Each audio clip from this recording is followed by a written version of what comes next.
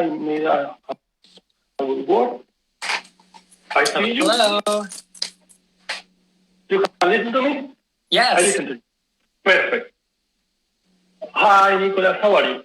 I'm excellent. How are you tonight? Let me pin this comment here. Okay, I'm not an expert in this field. How are you doing? Remind me in what city do you are? I live in Orlando, Florida. Okay, you're in Florida. How are you doing in your home, in your place? It's good. It's been a very warm day. I got out and got to see some nature today, which was really nice. But things are doing all right. How are you doing up there in New York? Well, New York is a disaster, but I am well in this moment. I'm trying to keep focused in the work and I'm trying to survive in the middle of this. I come from something worse, so I think I can survive. Absolutely. Nicholas, you are home, like all of us. You are doing some kind of classes or workshops online or something. I asked you because from the first day that I say that I will have you in the video, some people are asking me about. They are telling me, oh, please ask Nicholas if you are doing classes or something. Yeah, so I do have a couple of events coming up. On May 1st, I'll be doing my Crystal Basics workshop online, thanks to the help of my friends at Circles of Wisdom in Massachusetts. So if you visit their website, which is circlesofwisdom.com, you can register for the class. It's May 1st, 7 p.m. to 9 p.m., and I think it's $35. So for anyone who can't attend live, if you register and pay, we're going to record it and send it out. It'll be my first time doing an online class, so I'm super excited. If it goes well, I've got a few other events I'm anticipating, but the details are still kind of crystallizing on that. My dear friend Sharon Britton and I are going to be doing... What's that? Okay, I listen to you. Sure. My dear friend Sharon Britton and I are going to be doing a crystal skull activation online on May 7th. We're still working on the fine details for that one as well. So stay tuned to my social media. I'll post links as soon as that's available. But that's going to be a free event. And I'm going to be doing a bunch of interviews and podcasts because I really want to get information out there for everyone. Perfect. For my friends who are watching the video, I leave you the link. Find it in there. You can see the website of Nicholas, the Luminous Pearl. Correct me, please. Yeah. Where you can find all the online classes of him. Well, I remember that Nicholas, you have a lot of books. All of them are really beautiful. When I started to follow you years ago, when you were starting to say that you were working in that moment in a book about the stones of the goddess. Yeah. I started to follow you before you published that book and was some time ago. From that moment, you literally don't finish publishing. You continue publishing new books. You have practically a new book every year. And all of them, I like them because hold on like the crystals, but you have in each book you try to don't repeat yourself. You have different books about crystals and gems and the stones, but all of them from different perspectives. From all of your books, my favorite are the books of the stones of the goddess, because I like what do you say about the personal or individual connection that you have with the crystal, the person who is, how they found this connection with the crystal and how they can use it for heal themselves. Yeah. And also you have a new book. Remind me how is the name of the book? 200. The new one is called Crystal Basics. I've got it. Yeah. Right back here. So exactly. Crystal is the new one. Okay. And this book is about? Yes, it came out February 11th. So it's still pretty new. Yeah. And it's about? So this one is kind of like, after all these years of collecting stones, reading all the books, helping all sorts of different people in all different walks of life, I came to the conclusion that there's not really one good book that is an A to Z guide of crystals that also tells you how to work with them. It's usually like a how-to guide or an encyclopedia. So I wanted to write one that was both together. And I really wanted to come from my kind of science background and pull in really practical information that talks about how and why crystals heal. Certainly the magical metaphysical energy that we can't measure is a big part of the equation, but I wanted to really explore in depth how crystals work from a more physics-based and mineral science-based perspective to kind of work hand in hand with that metaphysical aspect of it. Okay, Nicholas, I told you this is not an interview and this is not a podcast or something like that. I like to speak with my friends. I don't call to all the people. I just try to bring my people here, my friends, my tribe, the people who is so crazy like I am. So this is not an interview, so don't expect natural questions here. Sure. I imagine that because I read and I listen a lot of your interviews in different podcast shows, it's normal when the people ask you what is your favorite gem or crystal. So this is not an interview, so I want to ask you something different. Sure. What is that crystal or gem that you don't really like? What is your least favorite crystal? Oh, this is a really good question. I know. Yeah. There are some that I appreciate on an intellectual level, but don't have a strong personal connection with. There are some that I've grown to love over time. I think, I think right now there's a rock that I want to like, but I don't. It's called sarsen stone. And okay. It is a sedimentary rock. Most famously, if you go visit Stonehenge, it's made out of two rings of stones. The outer stone is sarsen, and the inner stone is Preseli bluestone. So I love Preseli bluestone. I wear it often. I got some sarsen while I was overseas last summer because I thought it was really cool. It's a very ancient stone. It checks all the boxes of things I ought to like. I really don't enjoy wearing it yet, and I haven't been able to bring myself to sit down and do proper meditation work with it. It's just I kind of get the impression now is not the time, and I'm not sure when the time is going to be, but now is not it, and that's okay. I mean, every now and then a stone that doesn't do it for us. Yeah, I understand. I always like to ask that kind of questions to my friends because magic not all is pretty, not all is nice, not all is like it for the people. I, for example, don't like to make ayahuasca ceremony. I really don't like made for other people. I prefer made just for myself. I don't like made a ritual because I don't like have people around when I doing that kind of work. And when I think that, I always repeat for myself, probably in other parts of the magic or sorcery or shamanic world, it's other people who don't feel comfortable in some places. What we do because it's part of our work, but I understand that not all is so light for us. Not all is so nice. Okay, that was the hard question. That was the good question. I like your book of the goddess. I really like it for one reason. Also the crystals. I really like it because years ago, when I was obviously away of the shamanic world, very away of the family, I was inside of the Wiccan. I was very in that place, in that work. How you see? I'm asking you this like a friend. If this is not an interview, how do you feel about the goddess? Because you speak a lot about her, but I noticed that you are not exactly like a Wiccan person.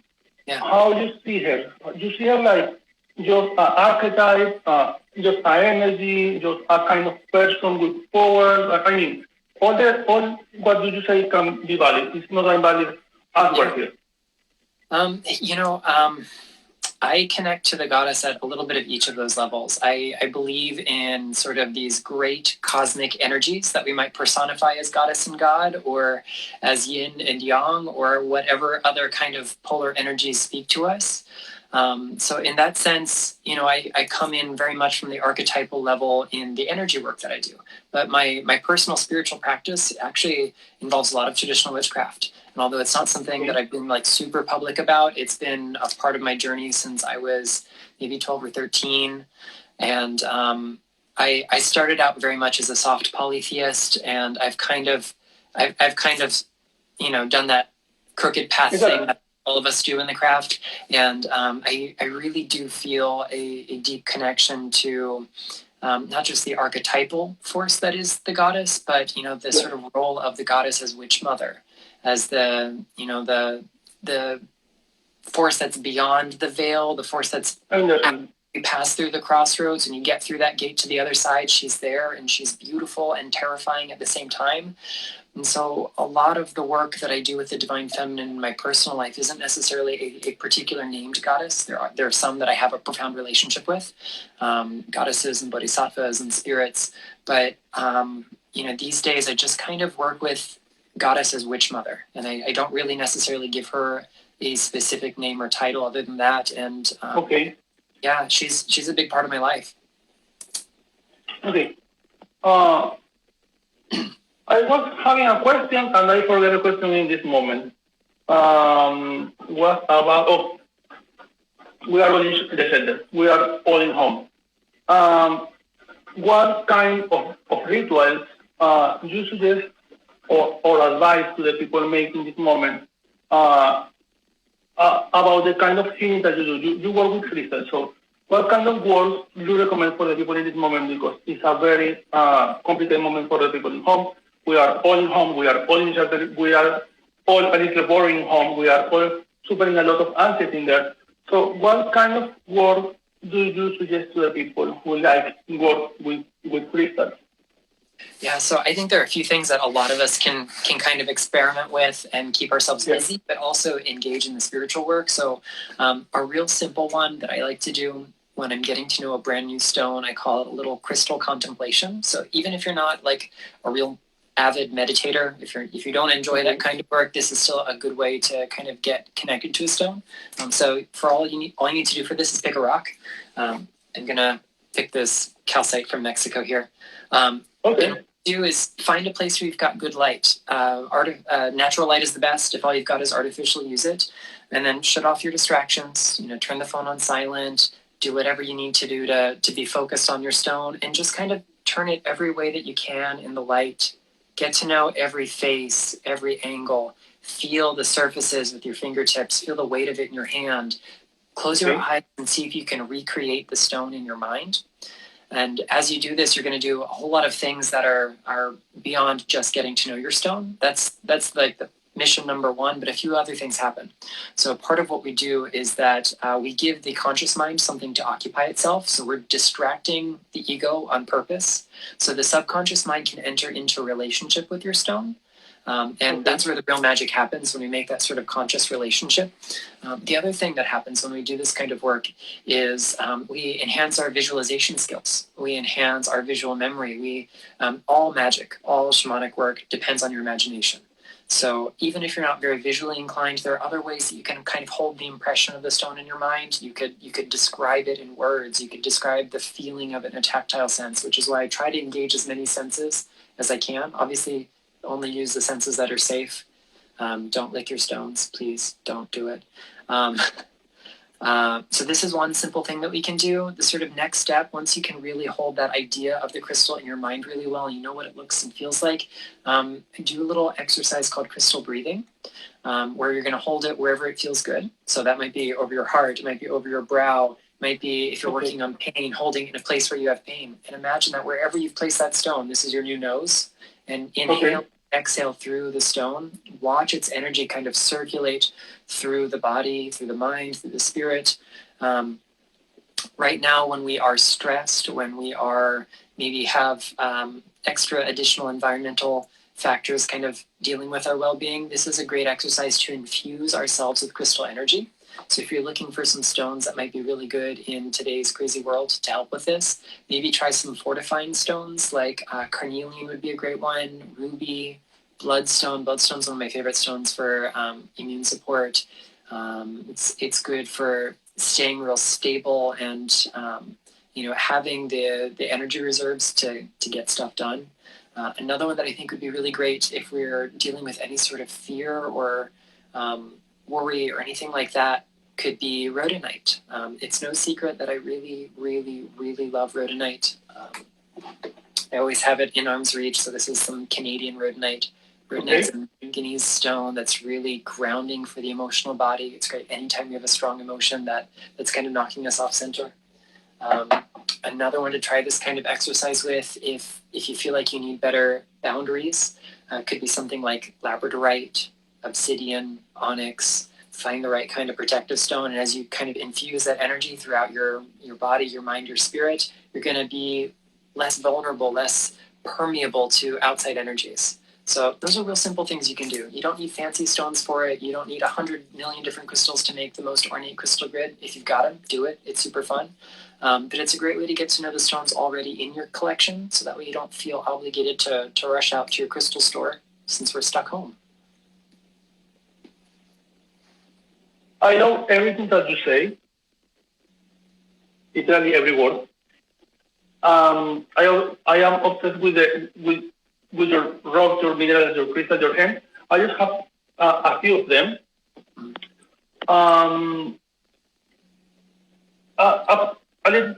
Little question. My first personal crystal that I take when I was very child, my first crystal I remember was a onyx, because I was very in astrology in that moment. I'm Capricorn, so I was looking for that. What do you remember what was your first crystal or gem that you buy or take for you? The first one that I bought. I remember the first one I received. It was a piece of wood that my grandfather gave me. It comes from Hot Springs, Arkansas. And I recently moved, so it's still packed away in a box. I haven't unpacked very many of my rocks yet, so I'm hoping to find it soon.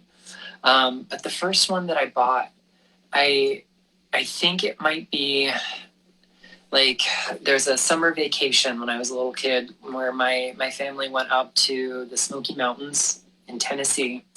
And there was like a little rock shop we went into, and you got to fill the little bag full of assorted tumbled stones. So it wasn't really one stone. It was just like a whole bunch of stones all at once. There was, a lot of dyed crazy lace agate, some amethyst, some clear quartz, hematite, a lot of those staples. That was probably like my first crystal purchase for myself, all by myself. Yeah, I like to ask that because I always say that the first crystal that you buy for you, with your decision, with your money, is like representing some ways the kind of person that you are, or what do you are looking for in that moment. Mm-hmm. So you have these online classes that you told me before, and the people can access to these classes in the link that I left for them in there. Do you have any new project for the next month, something new that you want to share with the people, with your friends here? I have some good news that I could share. I have something exciting that I've been working on behind the scenes, and it's a long way from coming out, but I just heard from my publisher today that they have accepted my proposal for my next book. I'm going to be writing not about crystals, not about Reiki, but I'm going to be writing about flowers. Okay, that's nice. So flower essences and occult herbalism, and looking at the intersection of those two things. So I can't say much more than that. I'm still waiting for a contract. I don't want to put too much out there, but one of my big focuses in my personal practice has been working with the spirits of the green world in that way. And it's finally time to put that out into the world. So this is the first time I've said this publicly. So I'm really excited to be able to share that with you. You are very psychic, because I told you before that I forget the question. And I remember now that when you say flowers, I remember because one of my questions was asking you, why crystals, why not flowers, why not earth, why not something else? And now you come to tell me that, and it's, wow, okay. Yeah, I remember that you are very in the Reiki. Let me tell you this. From where I come, from South America, Reiki is not something very popular. It's not something very common. That is more like the Feng Shui stuff. But Reiki it's pretty complicated to explain in there. Imagine that you and me, we don't know each other, and we are in a shop, and I take a book, and this book says, "Oh, Reiki," and I ask you, "What is this? How you explain me this in an easy way that I can understand?" Sure. So Reiki is one of those things that if we look at the original Japanese, and I actually have the kanji behind me here. Yes. So Rei and Ki. So yeah, I remember that cover. I really like it. So Ki is a word that just means energy, life force, chi, or prana. In the Western world, this might sound like a very metaphysical topic, but in Japan, China, many parts of Asia, the idea of life force is every day. In Japan, a common greeting is "O genki desu ka?" How is your ki? Is your ki healthy? And that's just how you say hello. So it's not super mystical there, but ki is in everything. And there are lots of different kinds of it. So when we talk about Reiki specifically, it's this kind of energy. So this word means lots of different things. It can mean your soul. It can refer to your spiritual essence or nature. It can talk about the sort of ambience or miraculous, mysterious energy in a place. A lot of times we see Reiki defined in English as universal life force. That's just ki. Okay. Ki is universal life force. So Lei means that it is something spiritual or soul driven. So it is the energy of our soul, the nature of our soul. When we practice Reiki Ryoho or Reiki as a healing method, we are returning to the balance that is intrinsic in our soul. And Reiki, the spiritual practice, is more than just hands-on healing. It starts with all the tools that we need to find balance on the inside. And it has been a huge, huge influence on my life. I couldn't be where I am today without Reiki. I'm not sure I would be on planet Earth without Reiki. It has been amazing.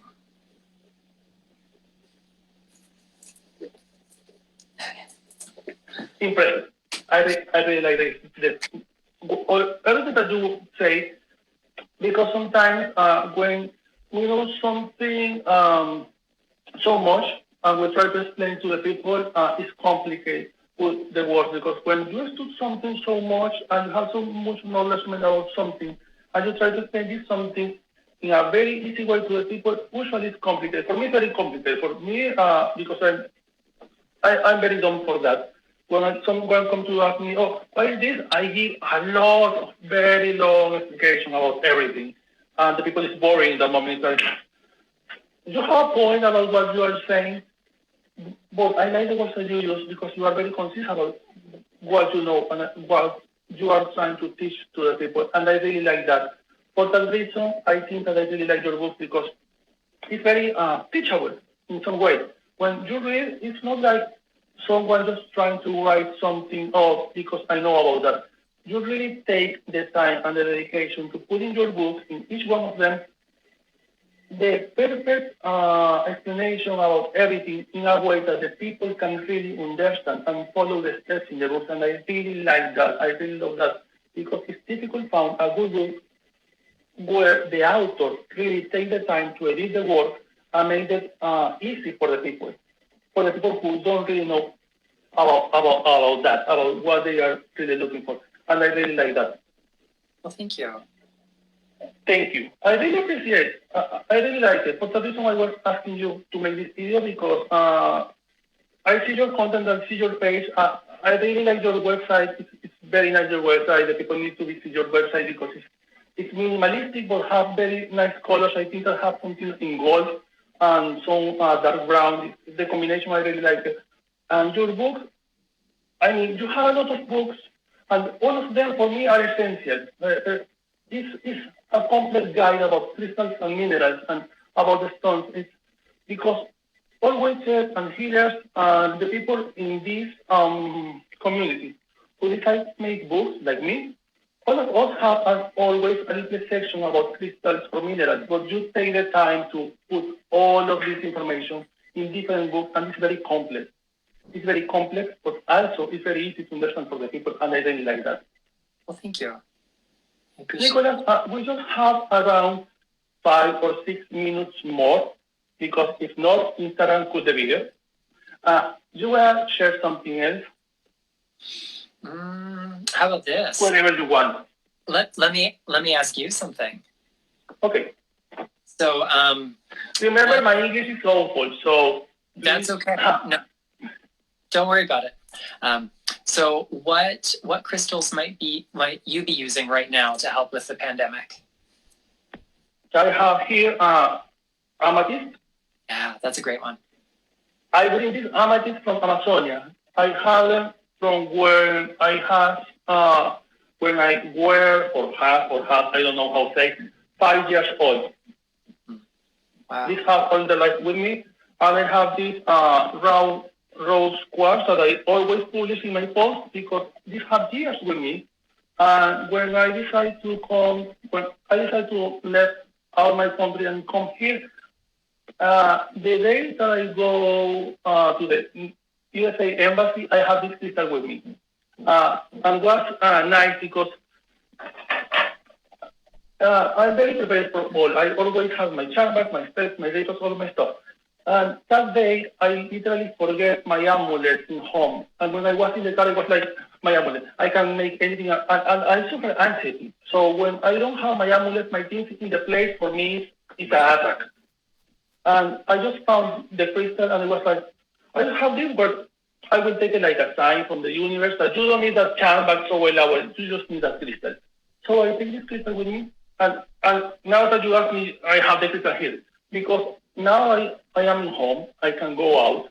I am in New York City. It's pretty complicated.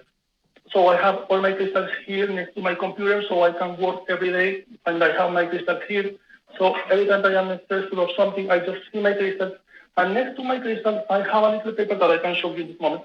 The paper say all will be okay. You have your crystals with you. And every time I am stressful, I just see, I breathe, I calm myself, and I continue working. That's awesome. Well, thank you for sharing that. Thanks to you for taking the time to make this. Because there's a lot of people in home, and this is a good opportunity to share with people and bring close the amazing people. I made this video because I really enjoy so much the content of different people that I want that my followers, my readers, know these people because people like you are really awesome. Well, thank you. And I'm loving that I get to see all these other wonderful people that you're introducing us to. So thanks for sharing the love. I appreciate you so much. Thank you, Nicholas. I really love all what you say. I really love have this time with you. I really love have the opportunity to make this again, and I really know that the people will love it too. And thank you. My pleasure, and thank you. Please stay safe and please stay well. And blessings to all your followers and readers. Bye. Bye.